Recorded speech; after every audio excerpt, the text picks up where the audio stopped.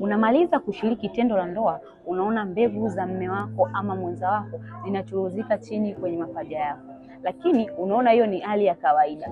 Kitu usichokijua ni kwamba hiyo sio hali ya kawaida, na kama mbegu hizo zikiwa zinatoka, zinatakiwa ziwe zinatoka kwa uchache sana, yani kidogo sana. Lakini kama unaona zinatoka kwa wingi sana, jua kwamba shida haipo kwa mwenzako, bali shida ipo kwako wewe mwanamke. Ni kwa nini? Hii ni kwa sababu pH ya uke inakuwa imezidi, yani ipo katika kiwango kikubwa sana, na hiyo inasababisha mbegu za mwenzako kuweza kushuka chini. Sasa ili mbegu za mwanaume ziweze kwenda kukutana na yai ili kuweza kurutubishwa, lazima ziwe na vitu vifuatavyo. Lazima ziwe na mikia, lakini lazima ziwe na uwezo wa kuogelea ndani ya dakika 15 mpaka kufika katika yai. Lakini kama unashiriki tendo la ndoa na unaona hali hiyo, basi jua hutokuja kubeba ujauzito. Hii ni kwa sababu pH yako ya uke imekuwa nyingi na imeongezeka kwa kiasi kikubwa sana. Kama wewe ni mwanamke ambaye huwa unapitia changamoto hiyo, uko mwongozo sahihi ni kwa nini au ni nini ufanye ili uweze kuondokana na changamoto.